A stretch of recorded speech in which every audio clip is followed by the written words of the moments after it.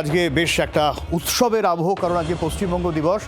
নতুন সরকার আজকের দিনটাকে পশ্চিমবঙ্গ দিবস হিসেবে উদযাপন করতে চাইছে, তার সরকারি শিরমোহর পড়েছেন এবং সেই সেলিব্রেশনে প্রধানমন্ত্রী নরেন্দ্র মোদী তিনি আর কিছুক্ষণের মধ্যেই আসবেন। তারকেশ্বরে পশ্চিমবঙ্গ দিবস উদযাপনের অনুষ্ঠানে অংশ নেবেন প্রধানমন্ত্রী, মুখ্যমন্ত্রী শুভেন্দু অধিকারী থাকবেন। সরকারিভাবে এই সরকারের আমলে এই প্রথম পশ্চিমবঙ্গ দিবস উদযাপিত হবে এবং বিশাল আয়োজন করা হয়েছে, কারণ একটা ঝড় বৃষ্টি হয়ে গিয়েছে, সেই সব সামলে মোটামুটিভাবে সভাস্থল সাজিয়ে রাখা হচ্ছে, নিরাপত্তার কড়াকড়ি হচ্ছে এবং বাংলার যাবতীয় যা সংস্কৃতি সেই সমস্ত সংস্কৃতি ফুটিয়ে তোলা হচ্ছে এই তারকেশ্বরে নরেন্দ্র মোদীর এই সভায়, যেখানে নরেন্দ্র মোদীর এই সভায় তিনি আর কিছুক্ষণের মধ্যে এসে পড়বেন এবং এই নিয়ে এক্স হ্যান্ডেলে অনেকে পোস্ট করেছেন, শুভেচ্ছা বার্তা দিয়েছেন। ইতিহাস বিকৃতির একটা অভিযোগ বিজেপির তরফ থেকে বারবার করা হয়, পাল্টা বিরোধীর তরফ থেকে অভিযোগটা ওঠে, যেখানে পশ্চিমবঙ্গ দিবসের ইতিহাস হিসেবে এই 47 সালের 5ই এপ্রিল তারকেশ্বরে প্রথমবার পশ্চিমবঙ্গ প্রতিষ্ঠার ডাক শ্যামাপ্রসাদ মুখোপাধ্যায়ের তরফে দেওয়া হয়, যেখানে তিনি বঙ্গভঙ্গের কথা বলেছিলেন। তারকেশ্বরের রাজবাড়ির মাঠে দাঁড়িয়ে শ্যামাপ্রসাদ বলেছিলেন যে ভারত ভাগ হোক বা না হোক, বাংলা ভাগ করতে হবে, কারণ হিন্দুরা নয়তো সংখ্যালঘু হয়ে পড়বেন। বাঙালি হিন্দুর নিজস্ব ভূমি প্রয়োজন আছে, কারণ অবিভক্ত বাংলায় মুসলিম লীগ ছিল সংখ্যাগরিষ্ঠ, মুসলিমরা ছিল সংখ্যাগরিষ্ঠ।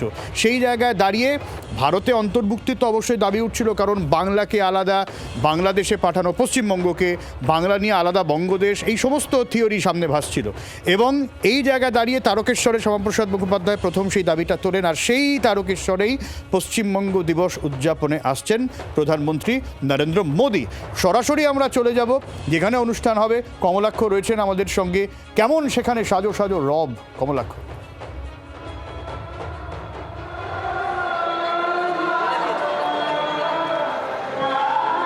দেখো, একেবারে চূড়ান্ত প্রস্তুতি, আর ঘন্টা দুয়েকের মধ্যেই প্রধানমন্ত্রী এসে উপস্থিত হবেন তারকেশ্বরের এই মাঠে এবং সেখানে পশ্চিমবঙ্গ দিবসের সাড়ম্বর উদযাপন। গোটা বাংলা জুড়ে আজকে সকাল থেকে বিভিন্ন জায়গায় কিন্তু সাড়ম্বরে উদযাপন চলছে, কিন্তু মূল অনুষ্ঠান প্রধানমন্ত্রীর পৌরোহিত্যে এবং গোটা মঞ্চ সাজানো হয়েছে। একদিকে দেখাই যাচ্ছে শ্যামাপ্রসাদ মুখার্জির ছবি, ভারত সেবাশ্রমের প্রতিষ্ঠাতা স্বামী প্রণবানন্দের ছবি এবং তার সঙ্গে সঙ্গে প্রধানমন্ত্রী এবং রাজ্যের মুখ্যমন্ত্রীর ছবি আমরা দেখতে পাচ্ছি। 1947 সালের 5ই এপ্রিল এই তারকেশ্বরেই শ্যামাপ্রসাদ মুখোপাধ্যায় প্রথমবার পশ্চিমবঙ্গ প্রতিষ্ঠার ডাক দিয়েছিলেন।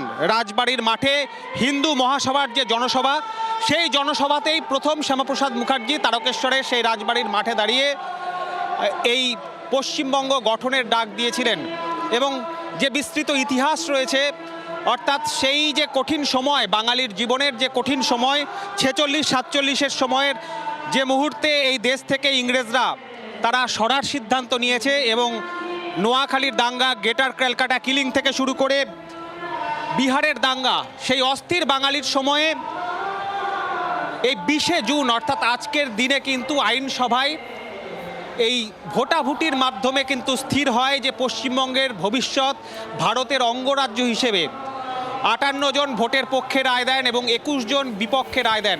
একদমই। আমি কমলাক্ষ তোমার কাছে আবারও আসবো। আমি একটু নীলাদ্রিবাবুর কাছে যেতে চাইবো। নীলাদ্রিবাবু, আমার মনে পড়ছে ভোটের আগে কত ন্যারেটিভ সামনে রাখা হয়েছিল, এই বিজেপি দল বাংলা বিরোধী দল, এরা বাঙালির সংস্কৃতিকে মাটিতে মিশিয়ে দেবে, ধুলোয় মিশিয়ে দেবে। আমার মনে হয় কোথাও একটা ইতিহাস, একটা গন্ডগোল করে ফিরেছিলেন তারা, যে আসলে দলটার সূত্রপাতটা এই বাংলা থেকে এবং শ্যামাপ্রসাদ মুখোপাধ্যায়ের ভূমিকা আমরা দেখেছি কিভাবে একেবারে কোণঠাসা করে দেওয়া হয়েছিল, সেগুলো আস্তে আস্তে সামনে আসছে। না না, ওরা বোধহয় বলতে চেয়েছিলেন বিজেপি দল বাংলাদেশ বিরোধী দল আর তৃণমূল হচ্ছে বাংলাদেশ পন্থী দল।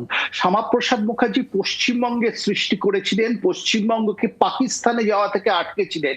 তিনি পার্লামেন্টে উঠে দাঁড়িয়ে প্রধানমন্ত্রী জওহরলাল নেহরুকে বলেছিলেন এক সময়, জিন্না ভারতবর্ষকে ভাগ করেছে আর আমি পাকিস্তানকে ভাগ করেছি।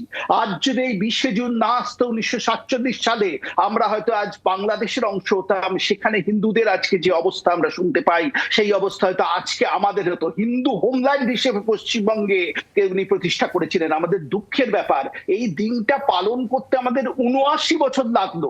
কংগ্রেস পালন করেনি, বামেরা পালন করেনি, তৃণমূল পালন করেনি এবং এখনো বিরোধিতা আসছে, অন্যরকম ন্যারেটিভ আসছে। অন্যরকম ন্যারেটিভ কংগ্রেস। আমি কংগ্রেস ভবনের সামনে আমার বাড়ি, সেখানে দেখে এলাম তারা একটা বিকৃত ইতিহাস, যে বিকৃতি তারা ধীরে ধীরে নেতাজি সুভাষচন্দ্র বসুর নাম মুছে দিয়েছেন ইতিহাস থেকে, তার কন্ট্রিবিউশন মুছে দিয়েছেন, শ্যামাপ্রসাদের কন্ট্রিবিউশন মুছে দিয়েছেন। এই মুছে দেওয়াটা একান্তভাবে বাঙালি বিরোধী ইতিহাস। বাঙালির যে কন্ট্রিবিউশন, নেতাজির যে কন্ট্রিবিউশন, শ্যামাপ্রসাদের যে কন্ট্রিবিউশন, বঙ্কিমচন্দ্রের যে কন্ট্রিবিউশন, সেটাকে মুছে দেওয়া, এই রাজনীতিটাই বাঙালি বিরোধী রাজনীতি। সুতরাং বাঙালি বিরোধী রাজনীতি যদি কেউ করে থাকে, কংগ্রেস করেছে, এবং অতীতে তৃণমূল কংগ্রেস করেছে এবং সিপিআইএম করেছে।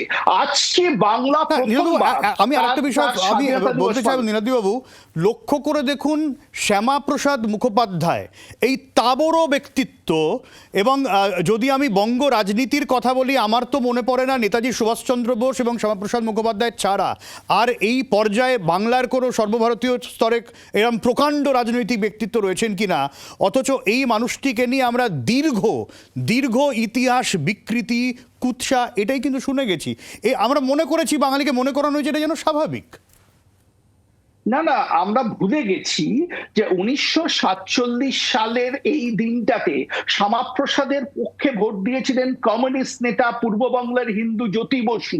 কংগ্রেসের নেতারা শ্যামাপ্রসাদের পক্ষে ভোট দিয়েছিলেন। শ্যামাপ্রসাদের পক্ষে মাত্র 3 জন জনপ্রতিনিধি ছিল, অথচ সমস্ত হিন্দু জনপ্রতিনিধির সমর্থন তিনি পেয়েছিলেন। কত বড় একজন রাজনৈতিক ব্যক্তিত্ব হলে এটা সম্ভব? আমরা ভুলে গেছি। তাকে মুসলমান বিরোধী বলা হয়, অথচ কবি কাজী নজরুল ইসলাম যখন অসুস্থ হয়েছিলেন, অর্থ সংকটে পড়েছিলেন, টাকা দিয়ে তার চিকিৎসার ব্যবস্থা করেছেন শ্যামাপ্রসাদ। কোন সেকুলার নেতা এগিয়ে আসেনি। একদমই। এবং মাথায় রাখতে হবে, তৃণমূল কংগ্রেসের তরফ থেকেও বহুবার সমালোচনা করা হয়েছে, অথচ শ্যামাপ্রসাদ মুখোপাধ্যায়ের জন্মদিন যবে হয়েছে, সেই প্রাক্তন মুখ্যমন্ত্রী মমতা বন্দ্যোপাধ্যায়কে দেখা গেছে তাকে শ্রদ্ধা জ্ঞাপন করতে, মাল্যদান করতে, তার ছবিখানা কিন্তু রয়েছে। যদি এতটাই তিনি মানে অন্য রকম ন্যারেটিভ যেরকম সামনে আসে, তাহলে তাকে শ্রদ্ধা জ্ঞাপন করার অর্থ কি, সেই প্রশ্নটা কখনো তোলাই হয়নি। আর সেই কারণে আজকে যখন এই সরকার, তাহলে তার জন্মদিনের আয়োজনটাও সেভাবেই সেই সম্মানের সঙ্গেই হবে, যে সম্মানে গান্ধীজিকে সম্মানিত করা হয়, যে সম্মানে নেতাজিকে সম্মানিত করা হয়, সেই সম্মান হবে শ্যামাপ্রসাদ মুখার্জিকে, যেটা কিন্তু অনেক আগে করা উচিত ছিল। আর ঠিক সেই কারণে আগামী 6 জুলাই, পরের মাসেই ফের রাজ্যে আসবেন প্রধানমন্ত্রী।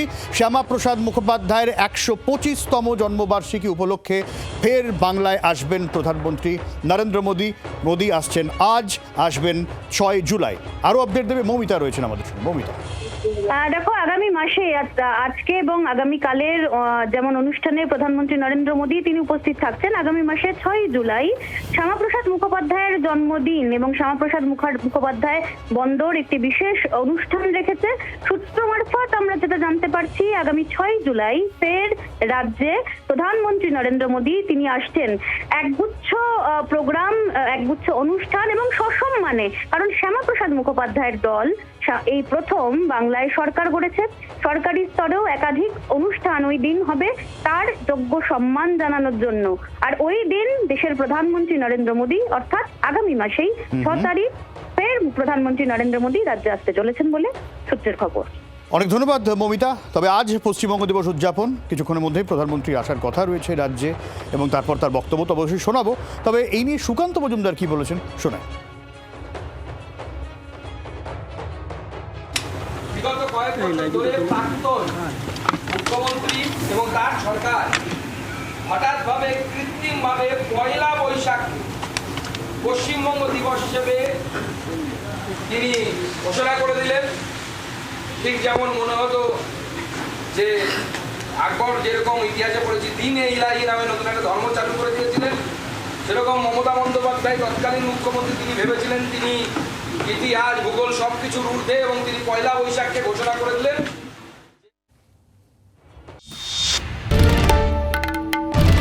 বাংলার আওয়াজ, বাঙালির আবেগ, জি 24 ঘন্টা।